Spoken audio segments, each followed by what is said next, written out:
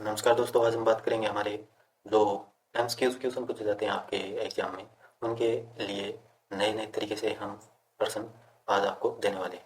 तो ध्यान से पढ़िएगा और ध्यान से सोचिएगा कि इनका आंसर आप मुझसे पहले देने की कोशिश करें। उसके बाद मैं आंसर बताऊंगा और आप उनका जो है कि देखेंगे, ठीक है। तो क्वेश्चन नंबर फर्स्ट है हमारा, जो हमारा क्वेश्चन नंबर फर्स्ट है वो कौन सा है?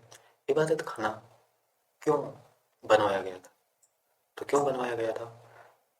धर्मों की चर्चा के लिए, यानी इबादत खाना क्यों बनवाया गया था? धर्मों की चर्चा के लिए, या राज्य की चर्चा के लिए, लोगों से बातचीत करने के लिए, या इनमें से कोई नहीं? तो हमारा जो राइट आंसर हो जाएगा वो क्या हो जाएगा? वो राइट आंसर हो जाएगा हमारा option number A. Option A is the correct answer here. Next question है, निम्न में से हड़प्पा सभ्यता की खोज किसने किया था? तो हड़प्पा सभ्यता की खोज किसने किया था? तो दयाराम साहनी, राखलदास बनर्जी, एम एम वत्स, और ऑप्शन नंबर डी है नन, यानी कोई नहीं, इनमें से कोई नहीं। तो हमारा राइट आंसर जो हो जाएगा, हमारा जो राइट आंसर है वो यहाँ पे हो जाएगा Dayaram Sahni. Dayaram Sahni is the correct answer. Next question है, कौन सा शासक, यानी कौन सा शासक है सच्चे जैन मुनि की तरह उपवास के दौरान शरीर त्याग दिया था? तो कौन सा था? बिंदुसार, अशोक, चंद्रगुप्त मौर्य, या अन्य? तो कौन सा था वो? तो वो था चंद्रगुप्त मौर्य, जिसने शरीर त्याग दिया था उपवास करके, यानी भूख से उसकी मृत्यु हुई थी। सच्चा जैन मुनि था। उसके बाद नेक्स्ट क्वेश्चन है, तराइन का प्रथम युद्ध 1191 में किसके बीच लड़ा गया था? तो ये तो सभी जानते हैं, और नहीं जानते हो जान लो कि तराइन का जो प्रथम युद्ध है वो, तराइन का जो प्रथम युद्ध है वो किसके मध्य लड़ा गया था? तराइन का प्रथम प्रथम युद्ध तो मोहम्मद गौरी और जो पृथ्वीराज तृतीय है इसके मध्य लड़ा गया था, इनके मध्य लड़ा गया था। नेक्स्ट क्वेश्चन है, मुगलों के, यानी क्वेश्चन नंबर नेक्स्ट है कि मुगलों के दौरान कृषि की स्थिति के बारे में जानकारी का सबसे महत्वपूर्ण स्रोत क्या है? तो क्या है? आईन अकबरी, बाबर अकबरनामा, मुतखब उल लुबाब, या तारीख फरिश्ता? तो कौन है? तो ये हमारा हो जाएगा आईन अकबरी। आईन Akbari is the correct answer. Next question है, किसने बंगाल को मुगल साम्राज्य से पृथक कर स्वतंत्र किया, यानी मुगल साम्राज्य से अलग कर दिया था? किसको? बंगाल को। तो किसने किया था? तो ये हमारा हो जाएगा राइट आंसर मुर्शिद Quli Khan. Murshid Quli Khan is the correct answer. Next question आता है, विधवा पुनर्विवाह, यानी विधवा पुनर्विवाह जो कानून है वो कब बनाया गया? तो कब बनाया गया?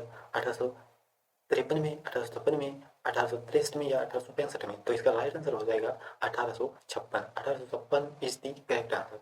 नेक्स्ट क्वेश्चन है, अंग्रेजों ने, यानी अंग्रेजों ने अंग्रेजों ने कब फूट डालो और शासन करो की नीति अपनाई? तो कब अपनाई थी?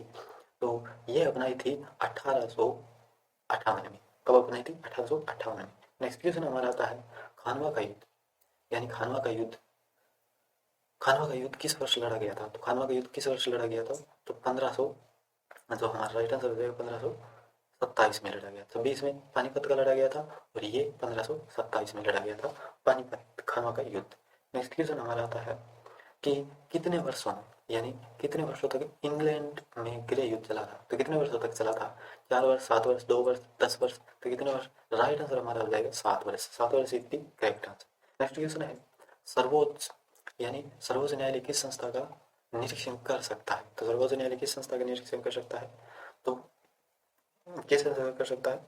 हमारा राइट जो आंसर हो जाएगा वो हो जाएगा अधीश न्यायालय, यानी अधीश न्यायालय को जो सुप्रीम कोर्ट है वो निरीक्षण उसका कर सकता है। नेक्स्ट क्वेश्चन आता है, नेक्स्ट क्वेश्चन हमारा है कि सर्वोच्च न्यायालय में न्यायिक कामकाज के लिए किस भाषा का प्रयोग किया जाता है? तो न्यायिक कामकाज के लिए हिंदी, अंग्रेजी, या दोनों, या 8 विषयों में शामिल कोई भी भाषा? तो ऐसा नहीं है।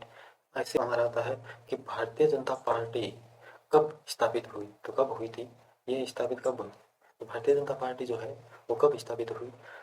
15 अगस्त 1947, 6 अप्रैल 1980, या 26 जनवरी 1950, या इनमें से कोई नहीं? तो अन्य में देखो, या इसमें राइट आंसर क्या है? भारतीय जनता पार्टी का स्थापना कब हुई? तो कब हुई भारतीय जनता पार्टी की स्थापना? तो ये हुई थी 1980 में, यानी 6 अप्रैल 1980 राइट आंसर।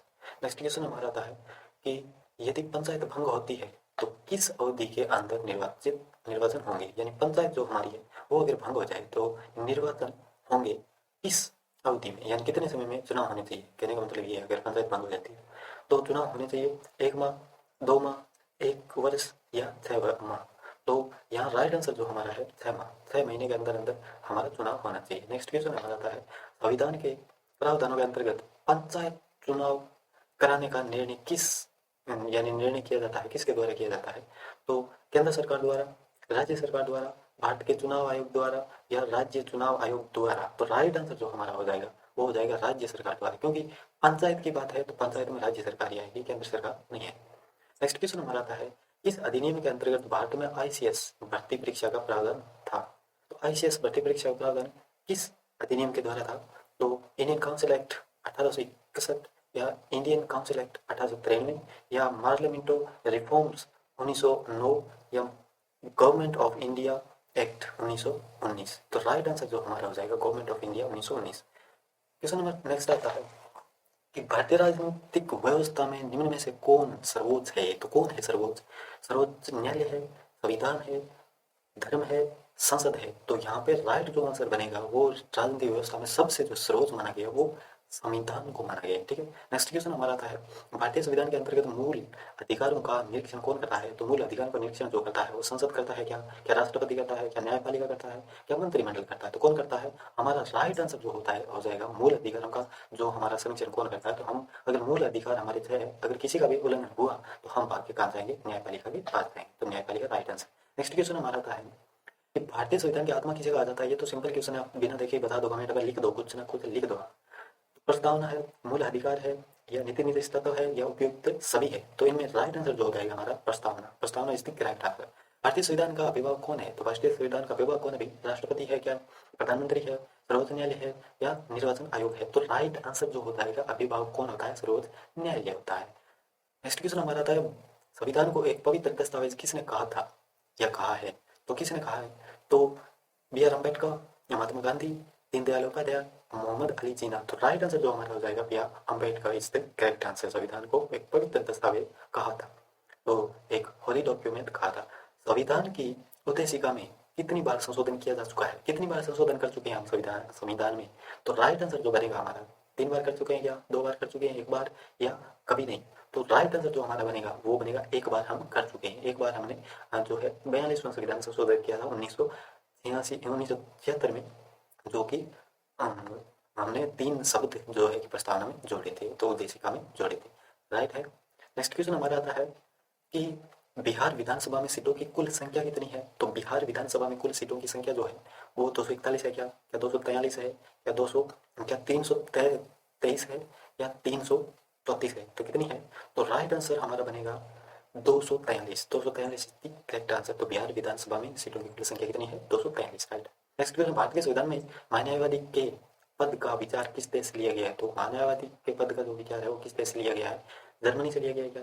कनाडा से लिया गया? ब्रिटेन से लिया गया? या ऑस्ट्रेलिया से लिया? तो राइट आंसर जो हमारा बनेगा वो कौन सा बनेगा? तो ब्रिटेन बनेगा। Britain is the correct answer. Next question हमारा आता है, संविधान सभा द्वारा अंतिम रूप से पारित संविधान में कुल कितनी अनुसूचियां? तो संविधान सभा द्वारा जो अंतिम रूप से पारित हुआ था ना उसमें हमारी 8 अनुसूचियां थी। ये तो क्वेश्चन सिंपल है। तो राइट आंसर जो हमारा हो जाएगा ऑप्शन नंबर 2 हो जाएगा, 8 अनुसूचियां। नेक्स्ट क्वेश्चन है, वर्तमान में कितनी आप बताएंगे? नेक्स्ट क्वेश्चन है, यदि पंचायत भंग होती है तो किस अवधि के अंदर निर्वाचन होंगे? तो ये प्रश्न जो घूम फिर के वापस आ गया है, तो इसको राइट करेंगे आप 1 माह, 2 माह, या 1 वर्ष, या 6 माह? तो राइट आंसर जो हमारा हो जाएगा वो हो जाएगा 6 माह, यानी 6 माह is the correct answer. Next question हमारा हो जाएगा, डिब्रू सैखोवा जैव उद्यान निम्नलिखित में से कहाँ स्थित है? तो सिक्किम में है क्या? मणिपुर में है? असम में है? या अरुणाचल प्रदेश में? तो राइट आंसर जो हमारा हो जाएगा वो हो जाएगा Assam. Assam is the correct answer. Next question हमारा आता है, अभी हाल ही में लता दीनानाथ मंगेशकर जो पुरस्कार मिला है वो किसको मिला है या किसे सम्मानित किया गया है उनके तो उसको वो ये अवार्ड किसको मिला है? तो रतन टाटा को मिला है क्या? क्या नरेंद्र मोदी को मिला है? सचिन तेंदुलकर को? या अमिताभ बच्चन को मिला है?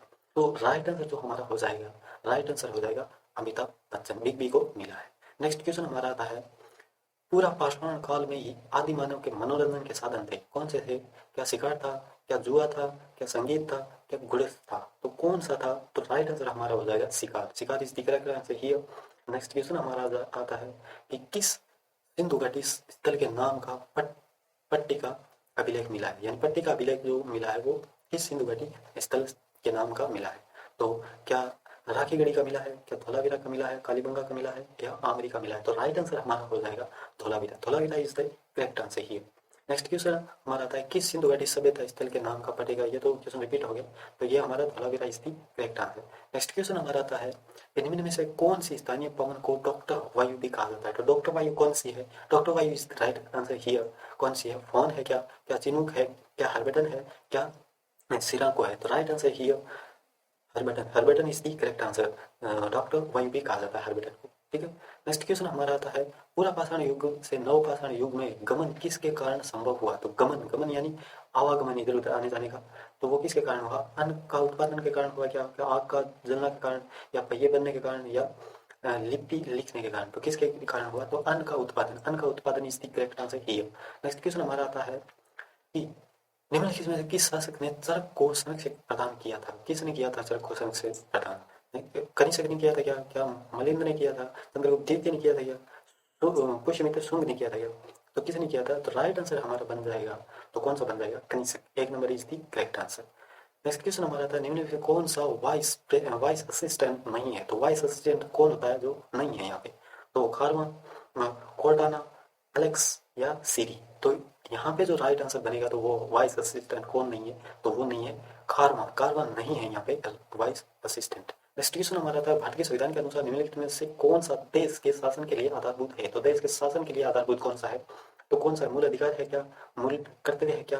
राज्य की नीति तत्व है क्या? या मूल अधिकार था मूल कर्तव्य दोनों है? तो यहाँ पे राइट आंसर जो बनेगा हमारा राज्य की नीति तत्व बनेगा, क्योंकि वही जो है देश के शासन के लिए आधारभूत है। नेक्स्ट क्वेश्चन हमारा था राउरकेला इस्पात कारखाना किसके सहयोग से स्थापित किया गया।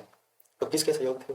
जापान, ब्रिटेन, सोवियत संघ और जर्मनी। तो किसके सहयोग से किया गया था? तो राइट आंसर हो जाएगा जर्मनी की सहायता से। नेक्स्ट क्वेश्चन हमारा था टोकरा तथा मेरठ से 2 अशोक स्तंभ दिल्ली कौन लाया था। तो कौन लेके आया था?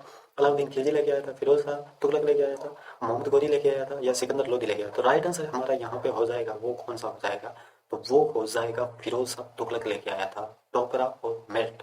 नेक्स्ट क्वेश्चन है तिब्बत में किसका दूसरा नाम यानी शांगपो है। तो शांगपो कौन सी नदी का दूसरा नाम है? यह नदी के बारे में बात की जा रही है। कोसी नदी है क्या? गंडक है क्या? क्या ब्रह्मपुत्र है? क्या गंगा नदी है? तो राइट आंसर हमारा हो जाएगा। सिंपल क्वेश्चन है इसलिए मैंने कुछ नहीं किया, सिंपल सा लिख दिया है।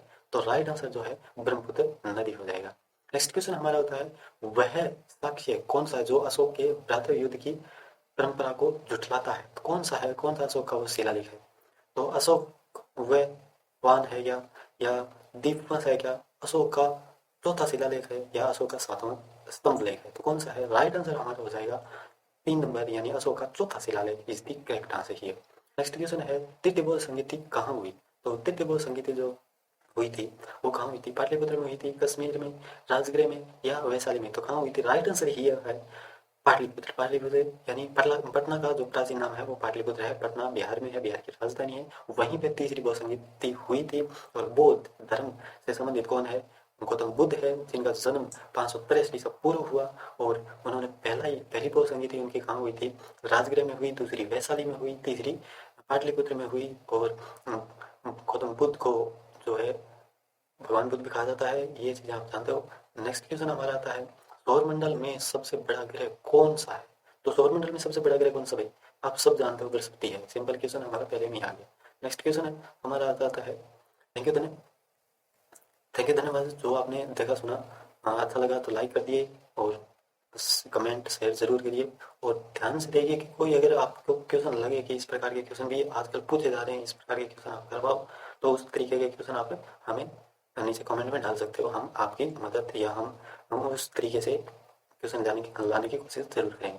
थैंक यू धन्यवाद।